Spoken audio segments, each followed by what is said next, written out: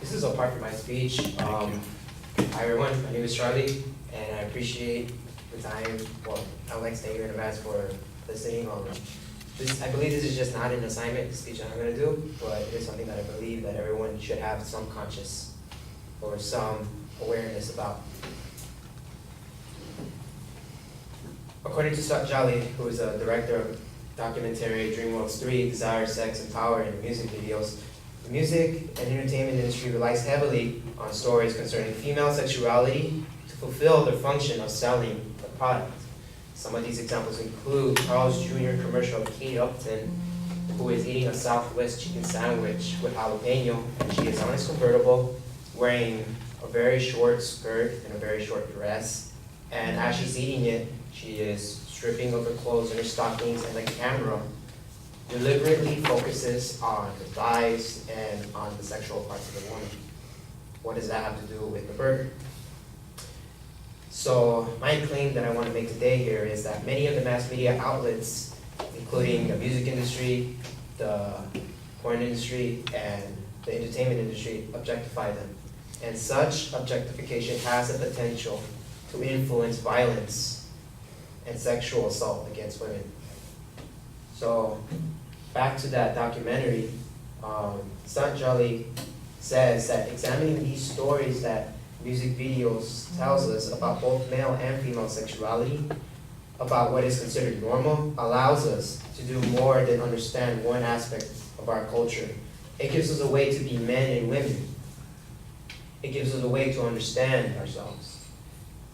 And from this cognitive perspective, such information may suggest that even if, and including many of the pornographic depictions of the victim is frequently portrayed as secretly desiring the assault, as eventually deriving sexual pleasure from them. And in other words, the victim supposedly likes being assaulted sexually. This was from a study done by Neil M. Malamuth from the University of Manitoba, in Manitoba, Canada, and Ed Donderston from the University of Wisconsin. Both did a study that's called The Effects of Aggressive Pornographic Media. The effects of aggressive pornographic mass media stimuli.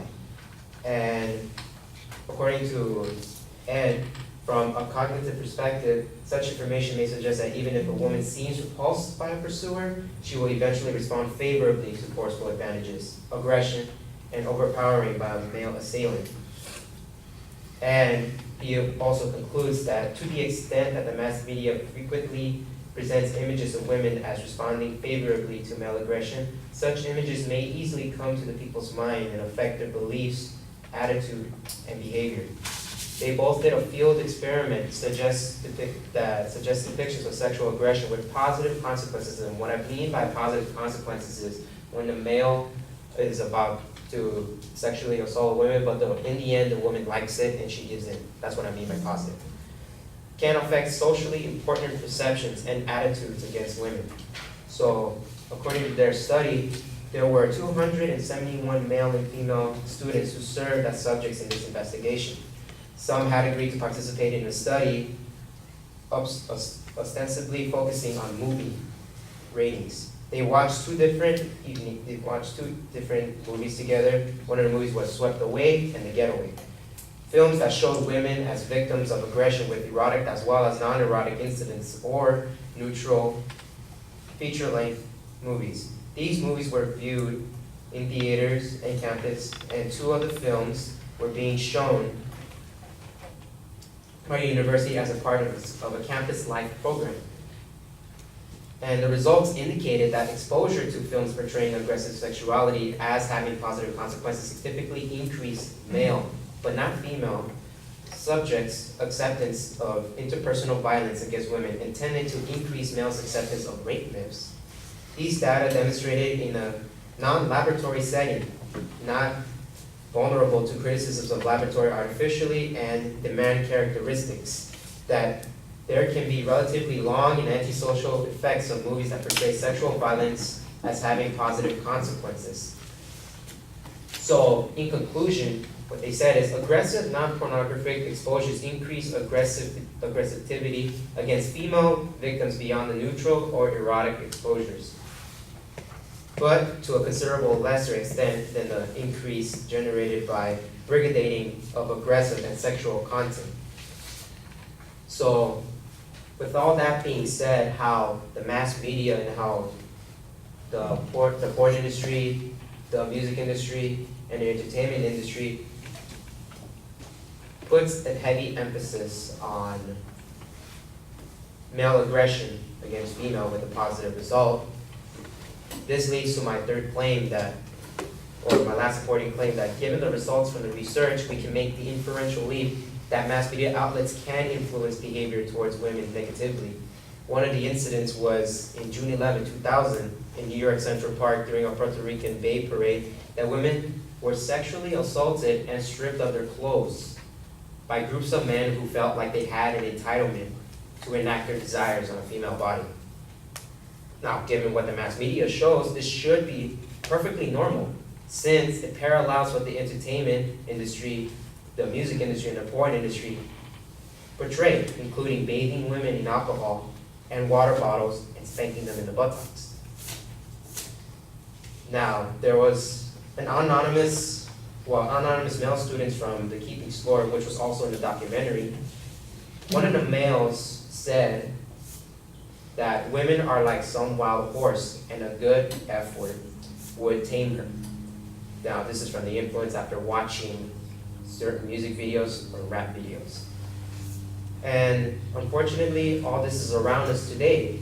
This Nelly song that's called Tip Drill is, in one of his lyrics it says, I said it must be and then A word, because it ain't your face, I need a tip drill.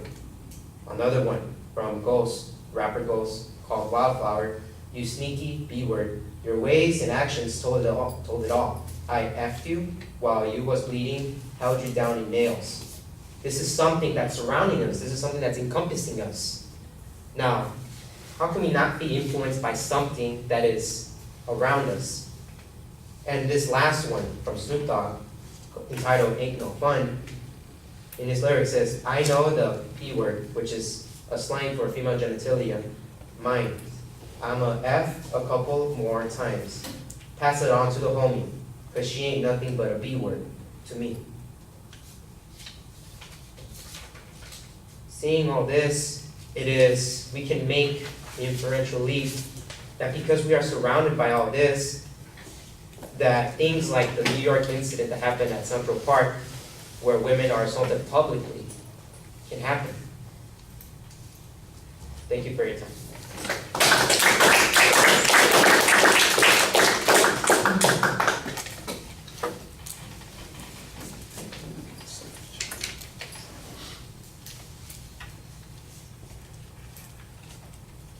I'm sorry, what's the time? 7 minutes and 56 seconds. 7:56? Your thing went black.